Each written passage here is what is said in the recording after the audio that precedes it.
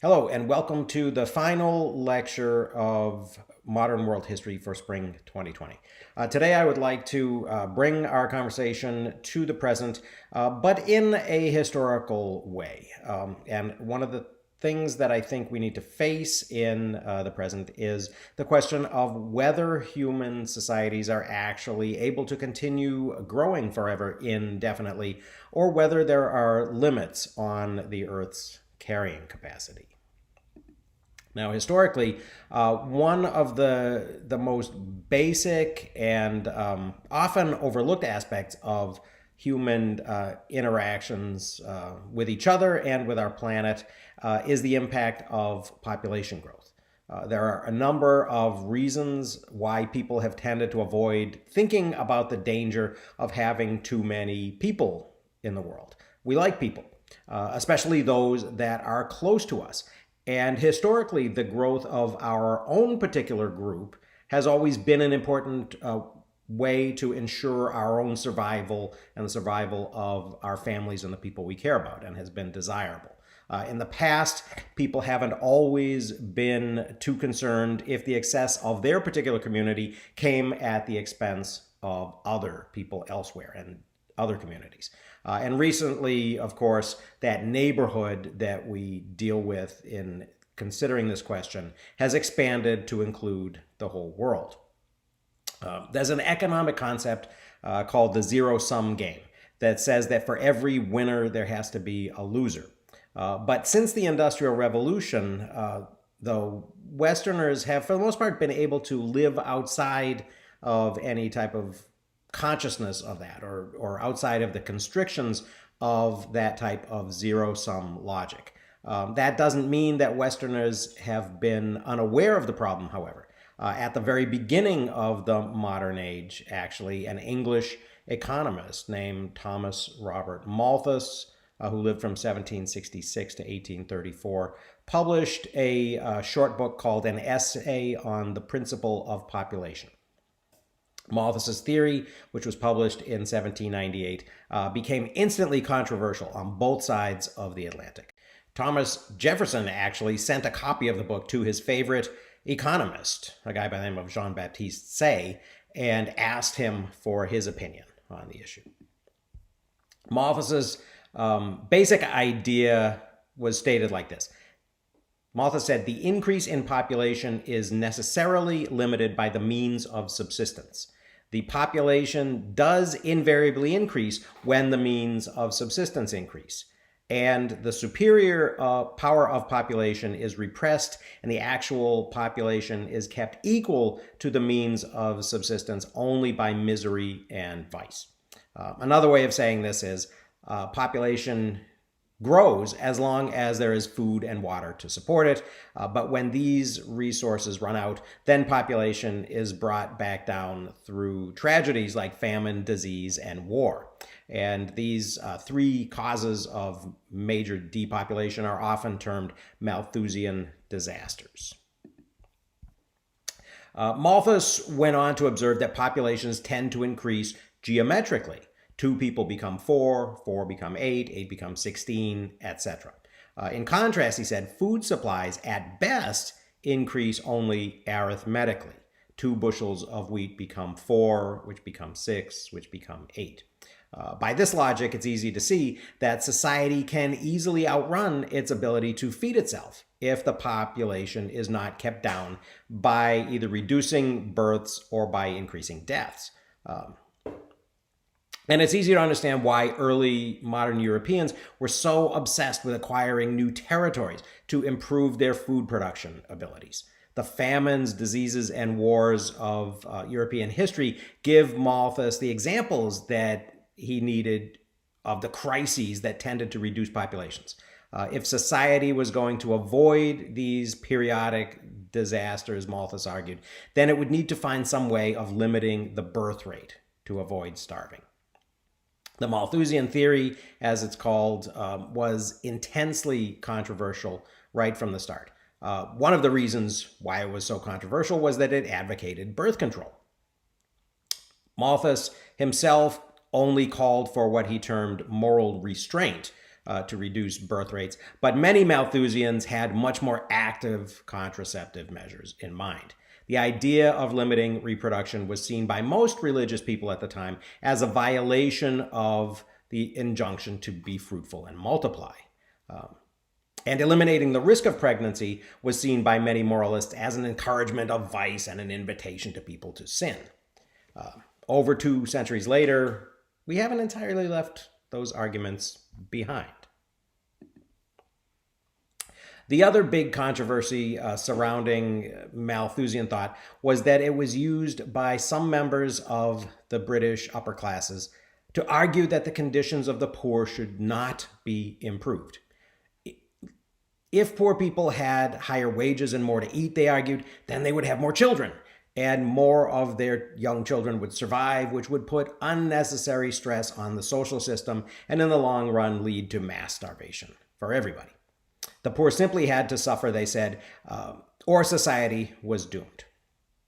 But the assumption held by Malthus and by those members of British upper-class society and by many people today that feeding the poor would lead to a population explosion turns out actually to be untrue.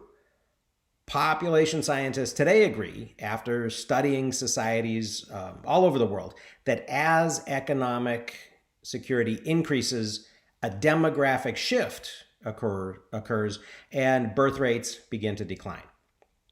In other words, if the poor have enough to eat, then infant mortality rates decrease and the fear of starving in old age decrease. Death rates decline, and as a result, parents feel that they can safely have fewer children. Educating women is another major factor that demographers have identified worldwide with reducing birth rates. Both factors have contributed to a demographic shift in the developed world, where family sizes have decreased from an average number of 6 children per family to 1.6 children per family in the modern era. Here's a quick video about that idea from Hans Rosling.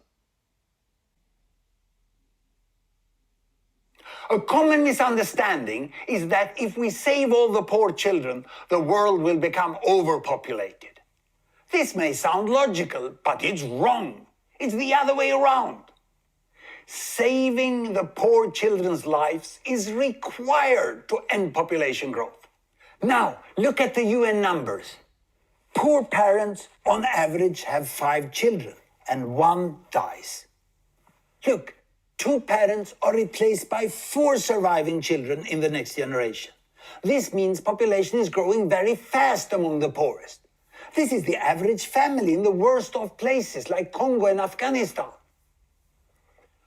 Today, where child mortality is highest, that's where population is growing faster than anywhere else. How many people live like this?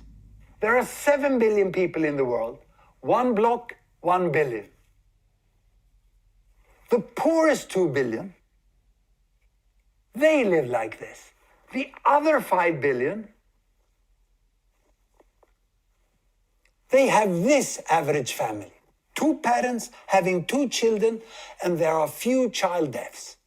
This is the majority of the world population, not only Europe and the US, it's throughout religions and cultures. China, Iran, Mexico, large cities in Africa.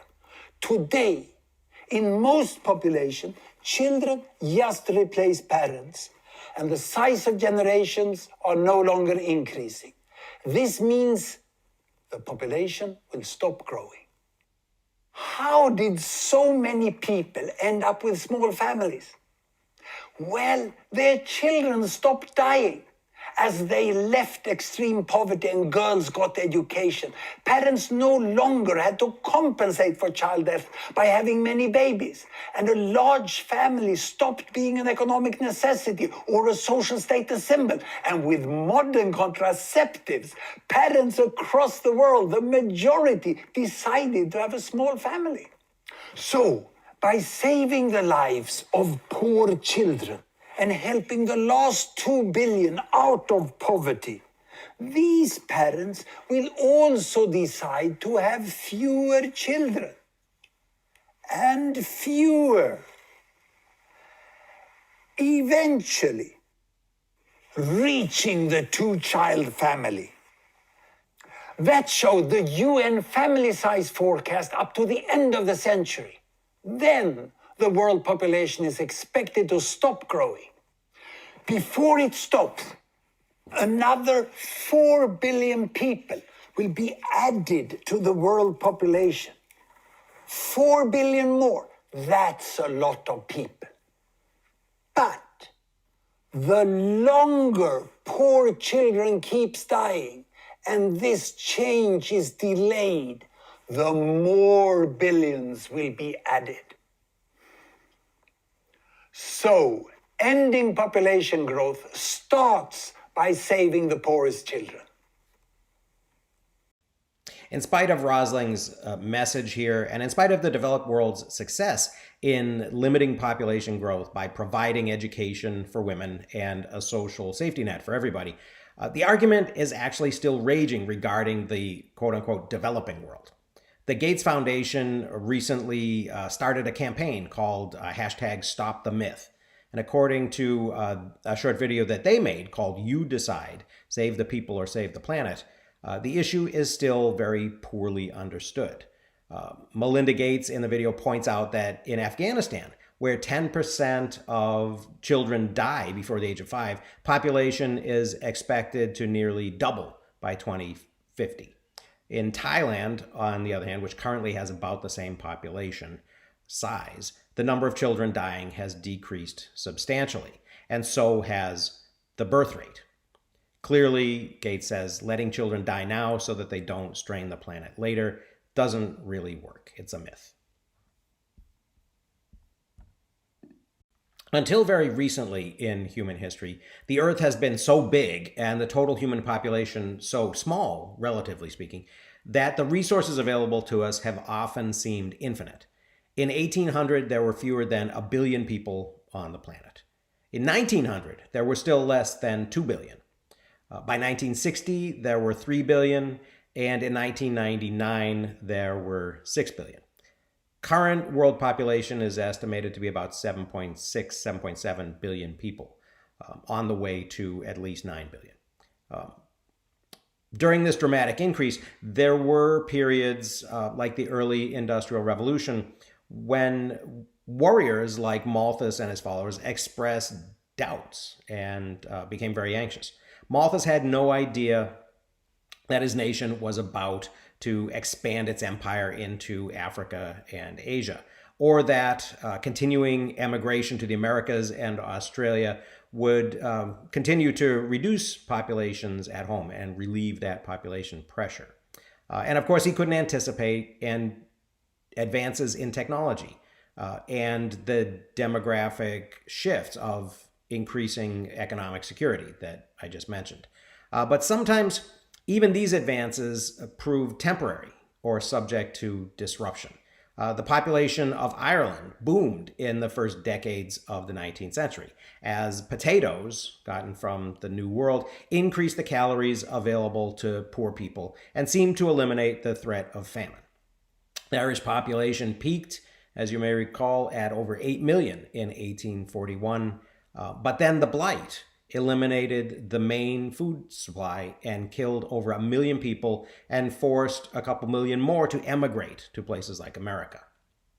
The Irish population is still only about 4.8 million today, a little more than half its peak 175 years ago. And finally, as the science of ecology developed in the second half of the 20th century, we began to distinguish between renewable and non-renewable resources. And some of that Malthusian anxiety has returned. In 1968, a Stanford University biology professor named Paul R. Ehrlich published a sensational book called The Population Bomb that was an instant bestseller. It began with the statement, and I'll quote it because it's alarming, "The battle to feed all of humanity is over. In the 1970s, hundreds of millions of people will starve to death in spite of any crash programs embarked upon now. At this late date, nothing can prevent a substantial increase in the world death rate." End quote. Ehrlich became an instant celebrity and publicized his theories of social collapse on popular media, like Johnny Carson's Tonight Show. Ehrlich's scenarios inspired some really great dystopian science fiction, but luckily they didn't happen in anywhere near the way that Ehrlich had predicted. Actually, a couple 100 million people did die of hunger in the decades after the book's publication. It's hard to tell exactly because when the United Nations reports worldwide deaths, it specifically omits deaths from hunger. But people didn't find this alarming because these deaths didn't reduce world population overall or result in the social chaos that Ehrlich had prophesied.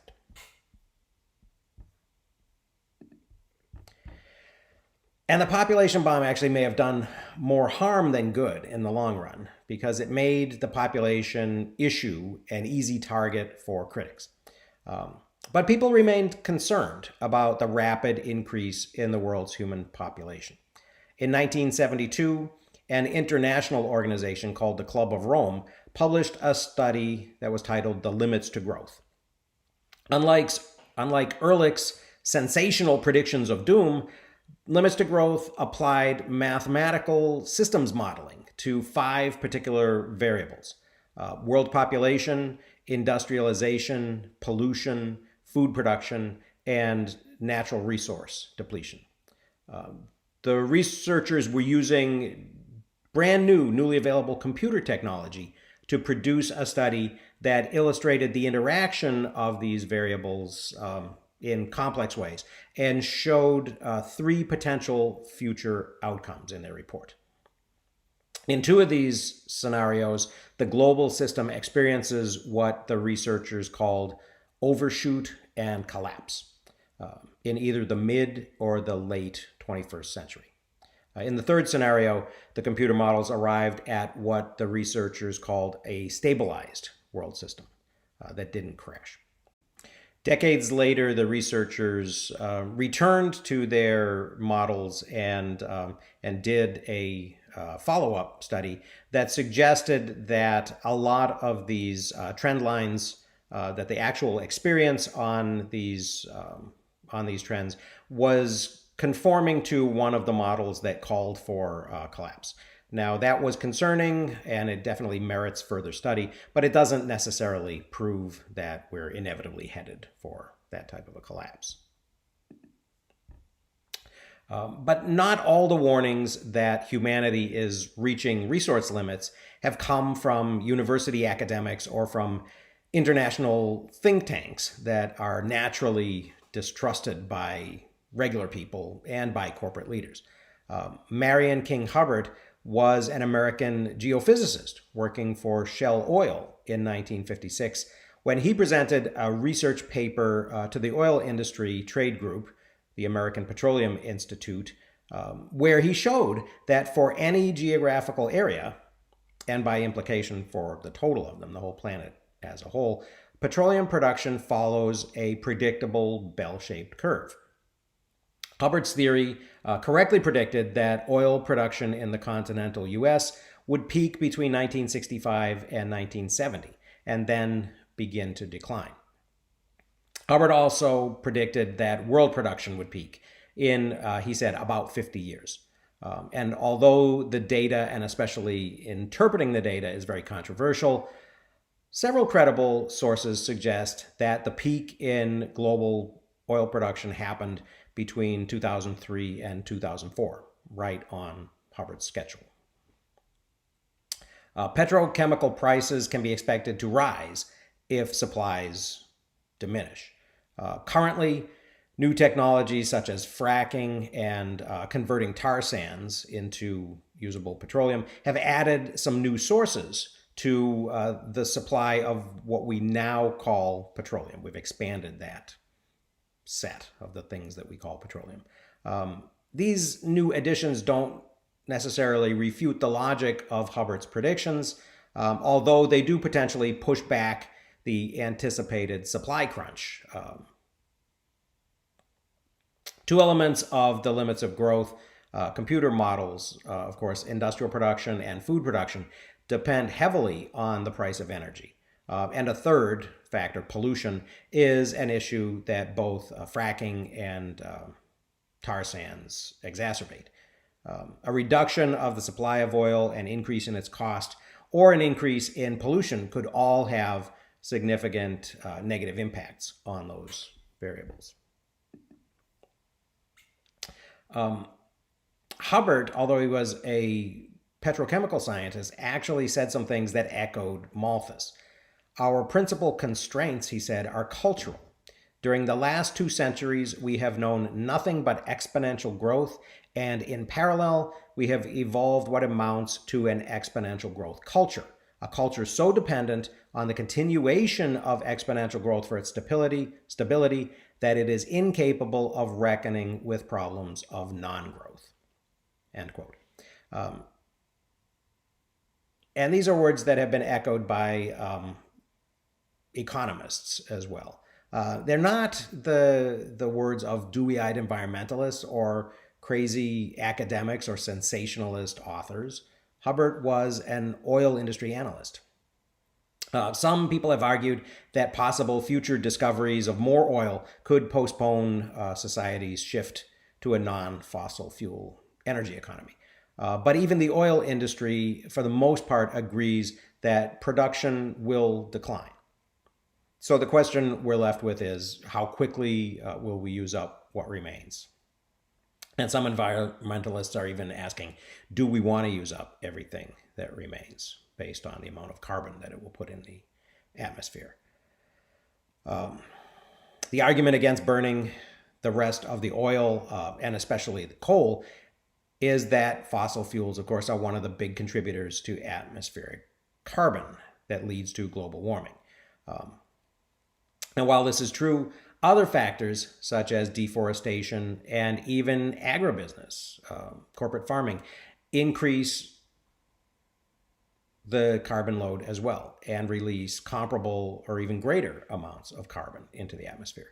So simply stopping the use of oil won't necessarily solve our entire climate change problem, although it is an important element of the change that society probably needs to make in order to stabilize the global climate.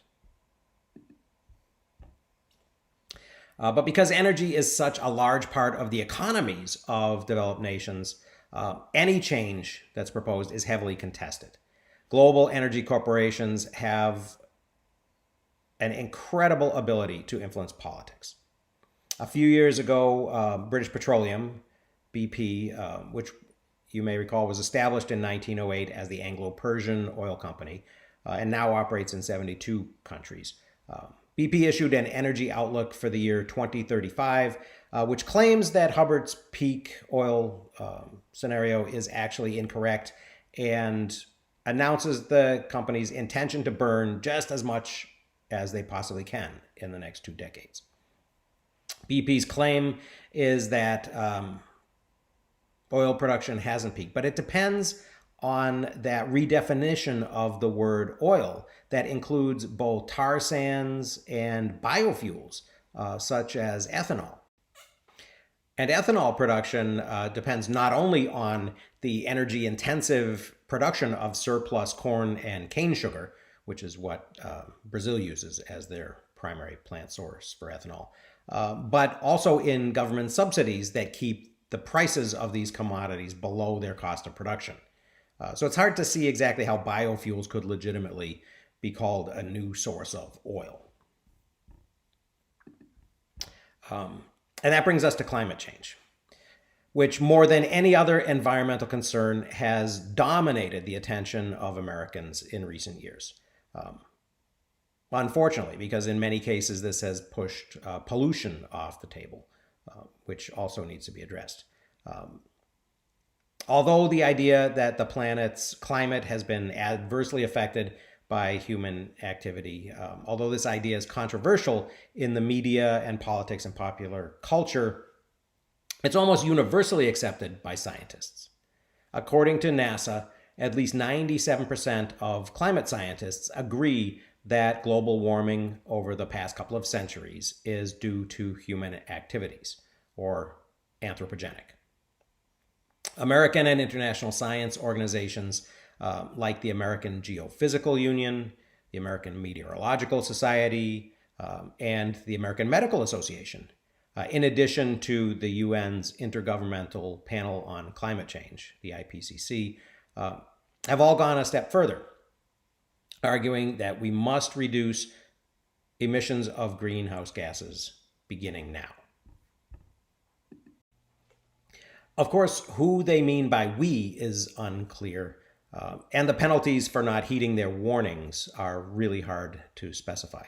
On the we issue, on the name-calling issue, we often hear statements like this. A European Union environmental minister said recently at Davos, the forecasts show that it's China, India, and the other emerging economies that are increasing their carbon dioxide emissions at a speed that will cause dangerous climate change. China already emits more CO2 than the USA, and India emits more than Germany.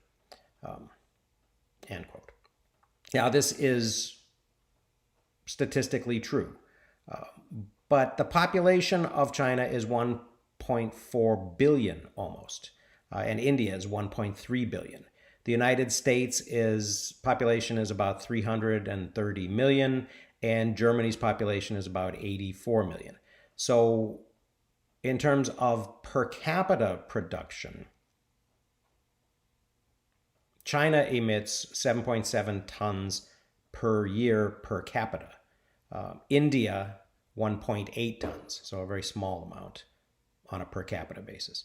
The USA, with a much smaller population, emits 15.7 tons per capita per year, so more than twice what China does on a per capita basis.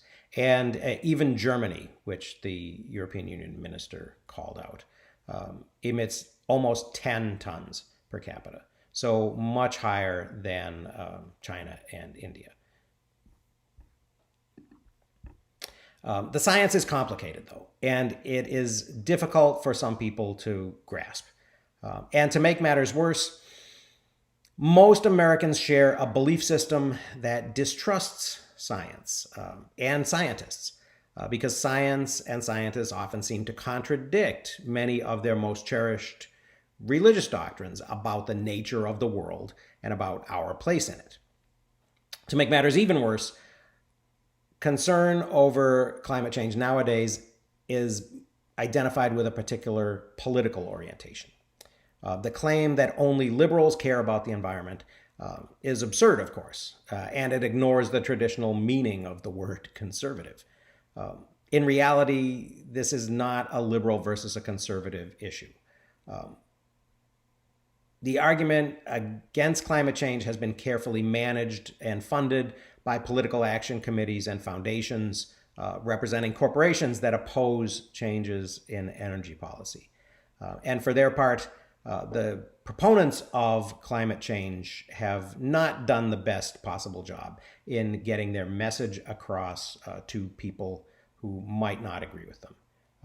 Here is a trailer from Al Gore's movie An Inconvenient Truth that kind of makes my point for me.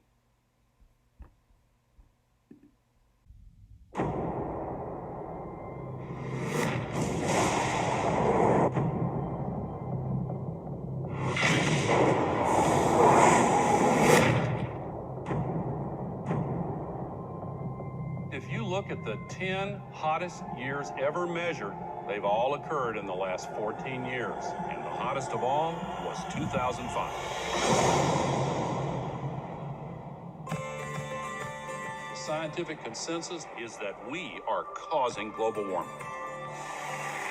I am Al Gore. I used to be the next president of the United States of America. This is Patagonia, 75 years ago, and the same glacier today. This is Mount Kilimanjaro, 30 years ago, and last year. Within the decade, there will be no more snows of Kilimanjaro. This is really not a political issue so much as a moral issue. Temperature increases are taking place all over the world, and that's causing stronger storms. This is the biggest crisis in the history of this country. Early this morning, Hurricane Katrina slammed into New Orleans.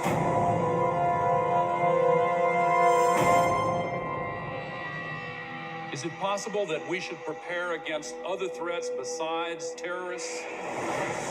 From Paramount Classics comes a film that has shocked audiences everywhere they've seen it. The Arctic is experiencing faster melting. If this were to go, sea level worldwide would go up 20 feet. This is what would happen in Florida. Around Shanghai, home to 40 million people. The area around Calcutta, 60 million. Here's Manhattan. The World Trade Center Memorial would be underwater. Think of the impact of a couple 100,000 refugees, and then imagine 100 million. We have to act together to solve this global crisis.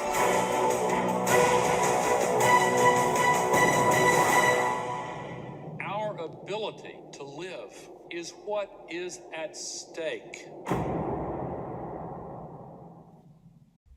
So I don't particularly think that is the best way to get the message across. If you care about your children, you will agree with me.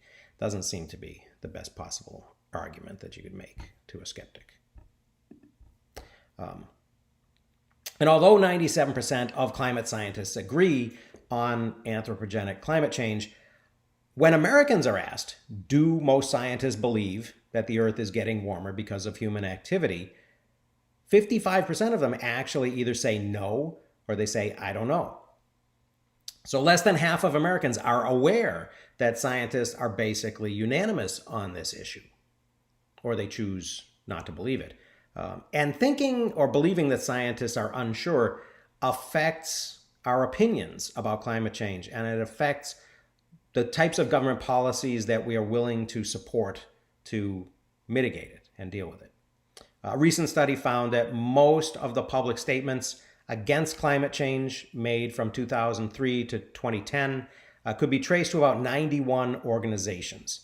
And those 91 organizations received about $558 million in grants during that period. Climate deniers warn of the command economies that they claim environmentalists wish to impose, to take control of everything in your life. And they use language that's designed to rile up libertarians and free market supporters, and to mobilize them against changing the economy in any way that would be bad for the oil company, even if those changes would, which they would, almost certainly create millions of new jobs in a sustainable energy economy. Here's another video, the last video that I'll show you today, about this consensus gap and some of the reasons for it. 97% of scientists, including, by the way, some who originally disputed the data,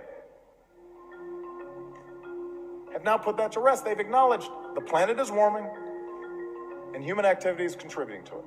A survey of thousands of scientific papers that took a position on climate change found that 97% endorsed the position that humans are causing global warming.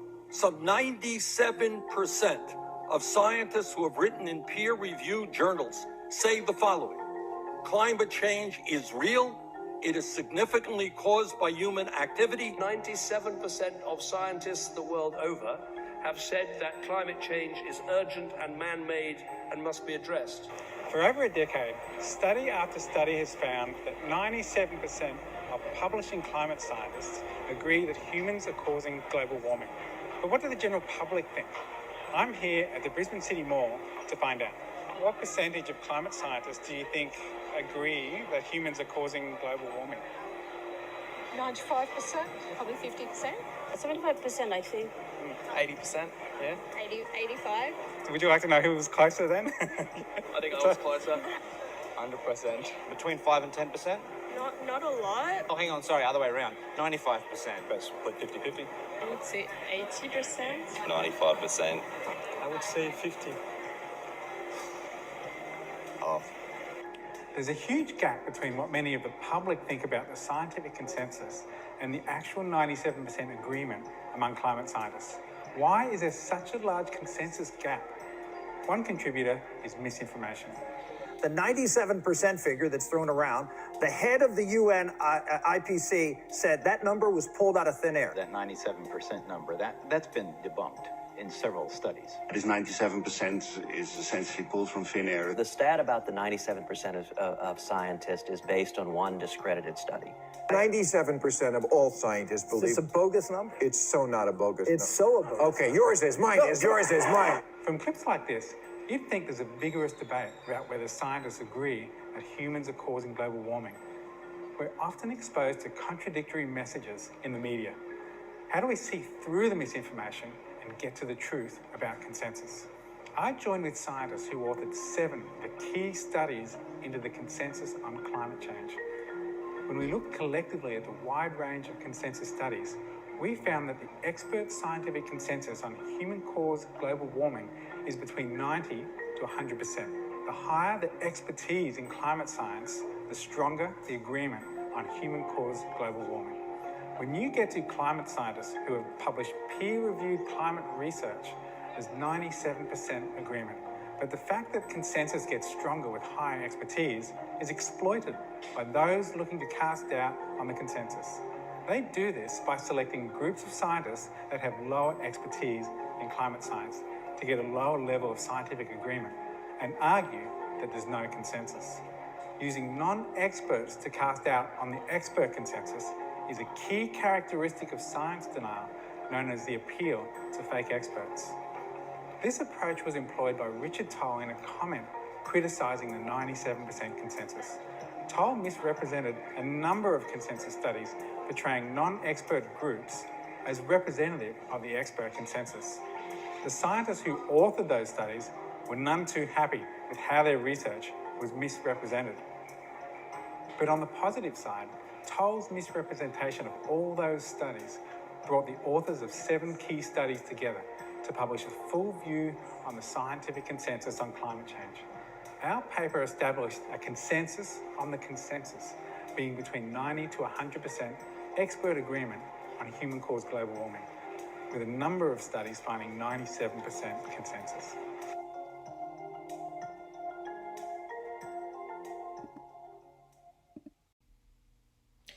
This fight over whether or not climate change is real is unfortunate, to say the least, because during this fight, Germany has become the world leader in solar energy deployment, in spite of the fact that it receives only about as much sunlight as Alaska. And Britain is mapping its shift to a post-oil-based economy using new social structures that they call transition towns. And many Americans, unfortunately, are continuing to waste their time on arguing over this issue of whether climate change is real. Over 14,000 peer-reviewed climate articles published between 1991 and 2012. Out of 14,000, only 24 reject global warming. There really isn't any doubt that the Earth's climate is changing in ways that are going to cause serious social disruption in the future. When political leaders say that there's still doubt about the need to address climate change, it might be a good idea to follow the money to discover why. Our unwillingness to understand, or our inability to grapple with this situation, causes us to continue to be manipulated by organizations that are interested in maintaining the status quo. And that may mean that our choices in the future will be much more limited than they need to be. An article in the Guardian newspaper recently suggested some people doubt how much wind and solar can supply to a country's electrical grid. This is a particularly challenging question to answer, in part because both solar and wind power fluctuate. We all know that solar panels only work during the day when the sun's shining. And wind turbines only send energy when the wind is blowing. This article goes on to say that fortunately these two sources of energy fluctuate in ways that complement each other. For instance, solar power generation is highest in the summer and lowest in the winter. Wind power is greatest in the spring and fall. And even beyond that, we should be aware that batteries are now available that will store a lot of this energy as it's created and then allow us to use it when demand is at its peak. And so these are technologies that that entrepreneurs could spend more energy and attention on if we weren't having this fight about the reality or the unreality of the problem. So I'll leave you with that, because it suggests that regardless of this question that people have been focusing on the right or wrong of all of the theories of climate change, that there is a way out that can use the things that America has traditionally been good at and that the Western world has traditionally done well, which is entrepreneurial activity, which is innovation, which is using technology to get past the limitations that the world imposes on us. So that is a slightly hopeful perspective, I hope. And that is where I will end it for now. So I hope that was useful. Thanks for listening, and I hope to see you again.